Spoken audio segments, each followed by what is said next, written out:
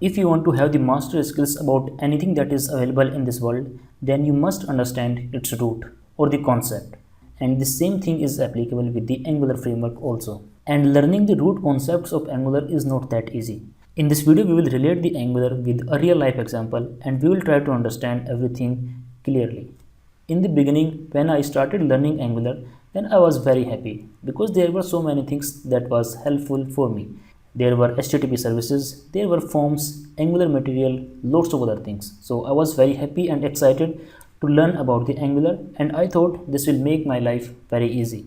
But gradually in the learning process, when I came to know few terms, for example, the modules, services, project structure, because there were so many files in the project structure, directives, component, services, unit test, blah blah blah. There were so many things. And when I read the definitions about these terms, for example, the modules, it was written that the module is one of the main building block of the application. So I was happy at that time. Then I came on the component and the same definition was written over there. The component is also the main building block of the application. So at that time I got confused. I was very confused. What are the modules? What are the components? What is the relationship in between modules and components? Who is the superior in this module and the components? Lots of other things were there. The same thing was happening with the services.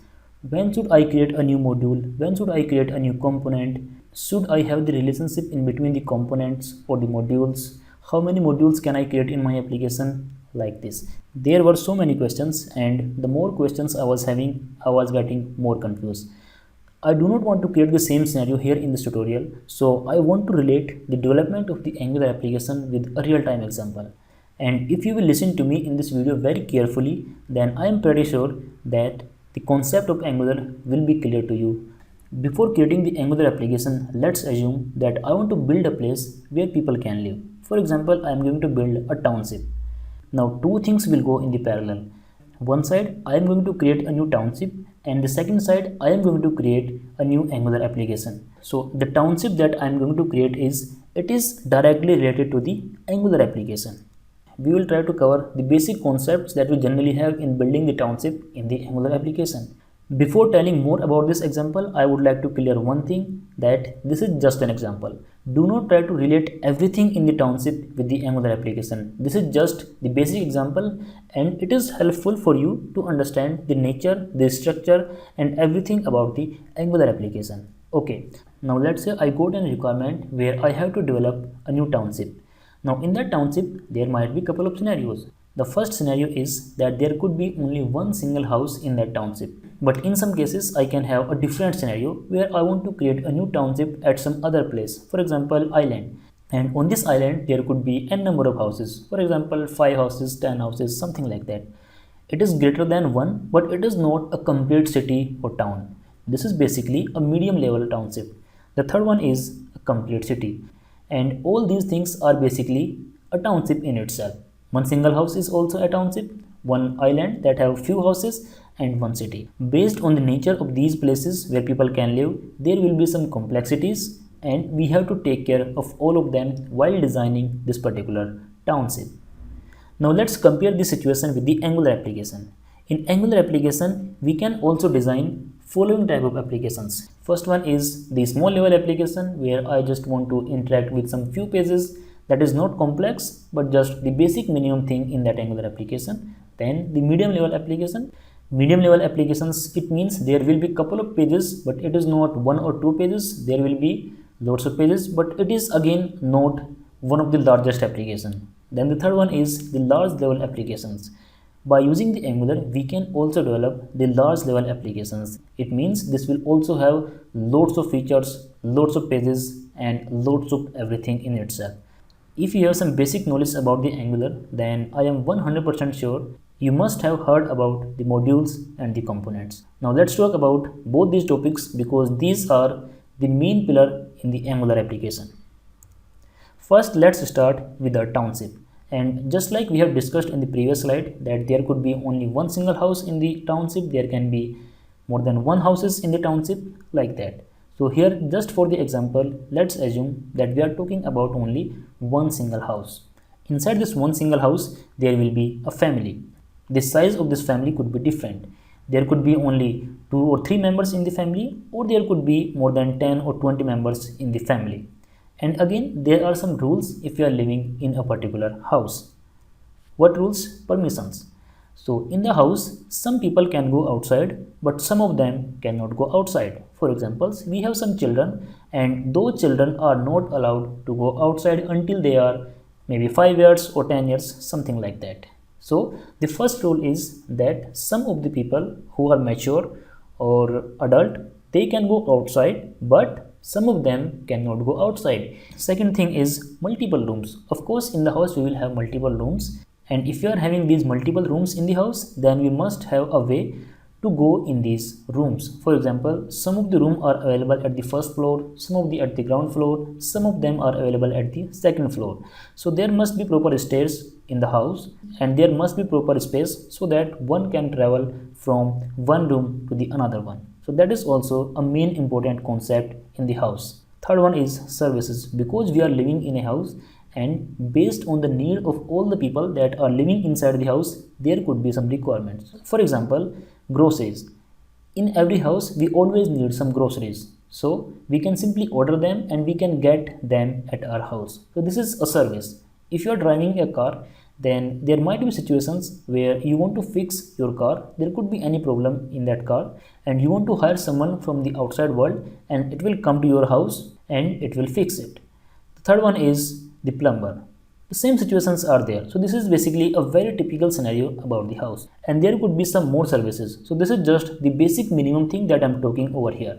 Because we are having so many things in the house, like the permissions, multiple rooms, services, lots of other services, couple of more things are there. So the best way to organize all these things is just prepare a list. For example, on the house we have a list, and this list has all the information: the permissions, who are allowed to go outside, who are not, how many members are there in this house, what are their names. Just declare all of them in this list, and with all these things, like how many rooms are there, what is the way, if I want to go to room number 7, then how can I go? I have to first take the ladder, then take left, something like that. Then the services, who is coming from the outside world, who is fixing them internally, like that.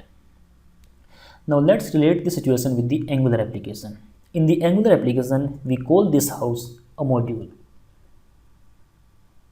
and all the people that are living inside this house, that are called as component. So one people in itself is a component, the second one in itself is a component. It means one single module can have multiple components. Let's say I want to create a township. So what is the basic minimum need?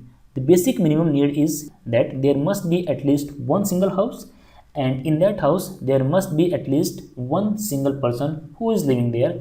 Then only we can say that this is something, a place where people are living. And here on this module list, and because we are relating this house with the module, so the module will have a list that will have the information about all the components, how many components are there, what are their names, who can go outside, who can come inside from the outside world, who is the guest, who is the postman, etc. Now let's talk about the conclusion from this slide.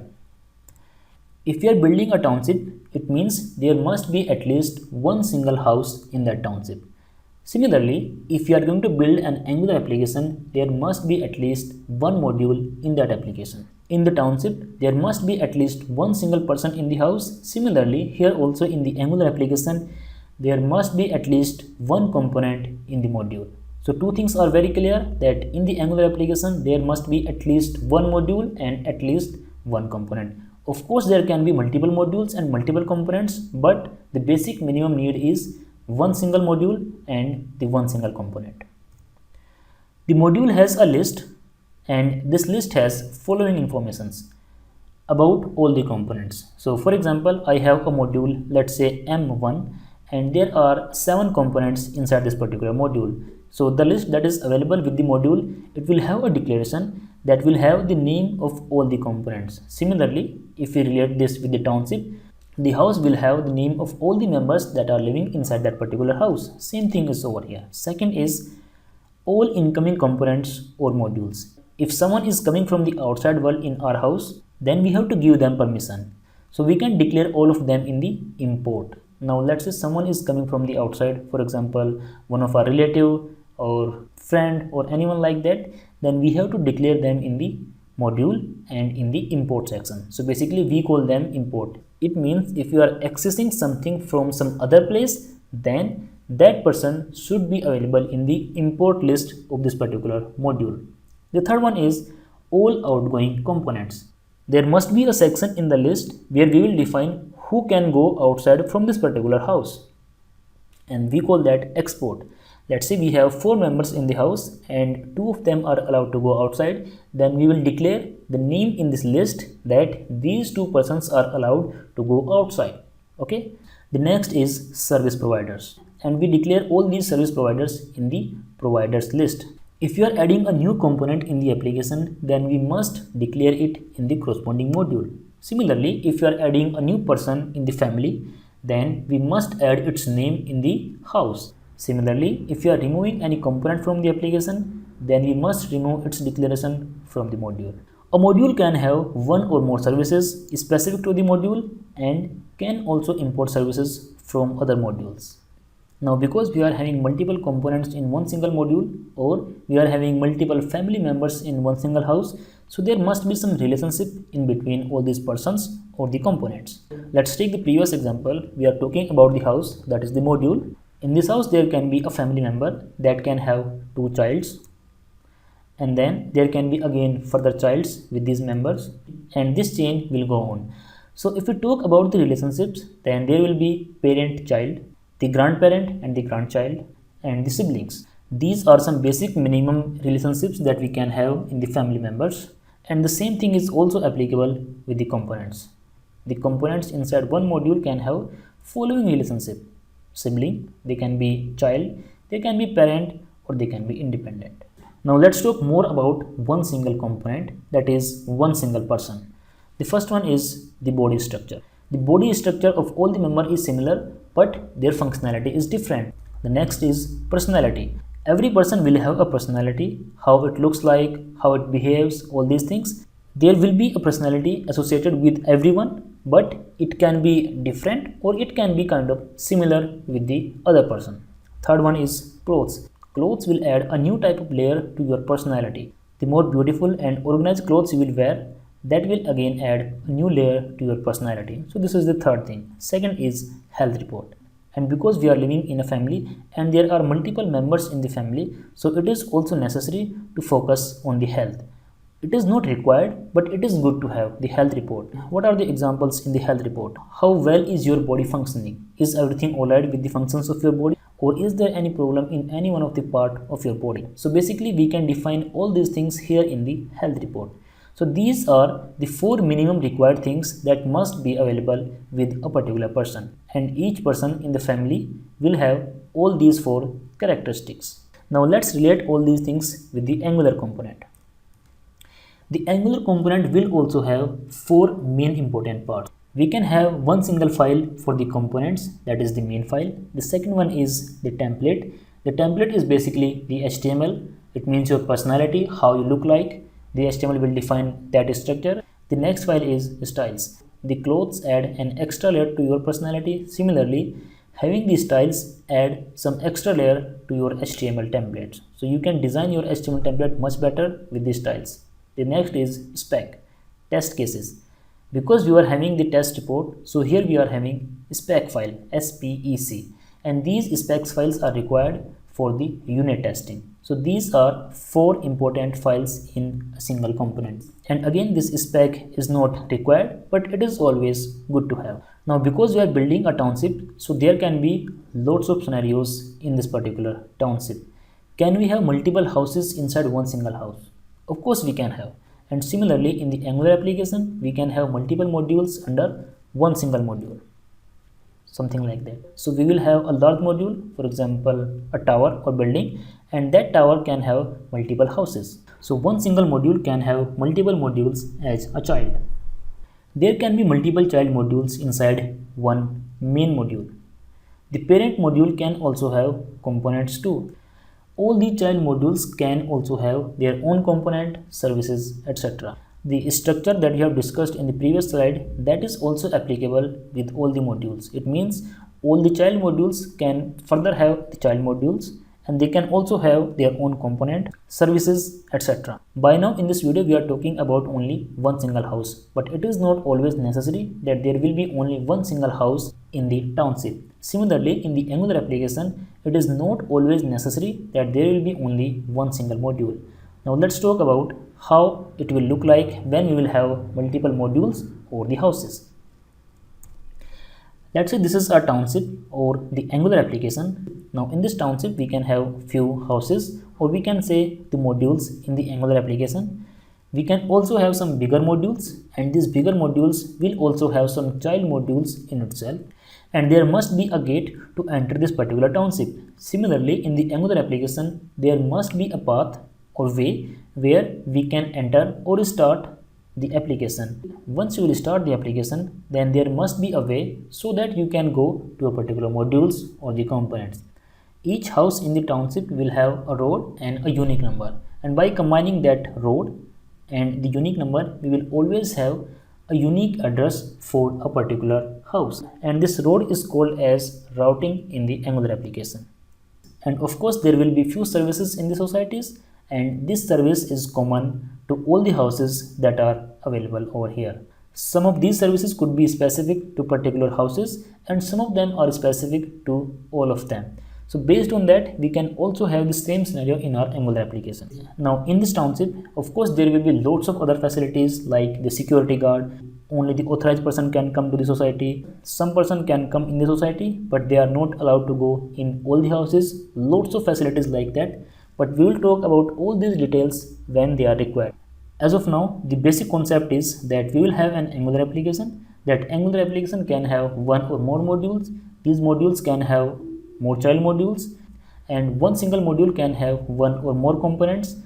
And basically the way we reach to a particular house, that we call routing in the application, and there will be some services, and some of the services are specific to a particular module, the house, or some of them are common so that we can use these services everywhere. There can be multiple modules in an Angular application. We can navigate to a specific module and component using routing.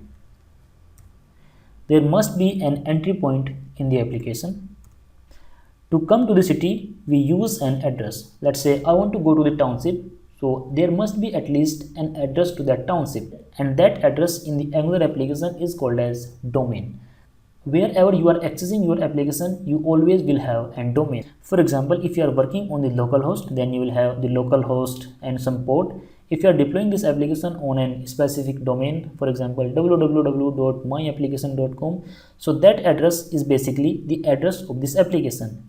And because we are living in the township, so we must have an access to the market, and market is very important because we can buy the products from this market. You can always go to the market and buy any product based on your need. Let's learn more details. Now let's say this is our society, and outside the society there will be a market. In this market there will be lots of shops. They provide lots of services, lots of products.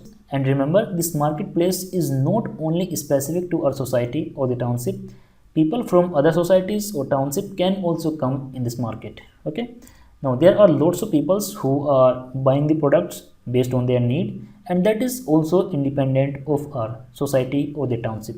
But if you are getting any product from this market to our society, then we call it as a third party library or the package. And if you talk about the Angular, then this market is npm.js. So let's open the browser. In this browser, if you will search for npm.js, open this first website npmjs.com, then this is the marketplace for our Angular application. From this market you can have the libraries or the products based on our need. For example, I want to have an editor in the application, so here I can search for editor like this, and here are a list of all the editors that are available to us. Basically in the market we can have multiple shops for the single product, and we can always go to the best shop and buy the best product. So here also you have lots of products, and these are basically developed by some other companies or some shops, so you can use any one of them based on your need which suits you best. And again, it is not necessary to have only one single market near the township. So similar concept here also, this is not only the single market for the Angular application. You can also use some more products directly in your application which you can use from some other market. In Angular application, we can also use third-party packages library. So it is not always required to use the third-party library, but based on the need, we can use the third-party library to make a township or Angular application more robust. Each package that we use will have its own license, price, etc. The more you will think about this example, the more concept you will get clear. And how this module and components services looks like in the Angular application, that we will see in the next video. Thank you for watching. Have a great day.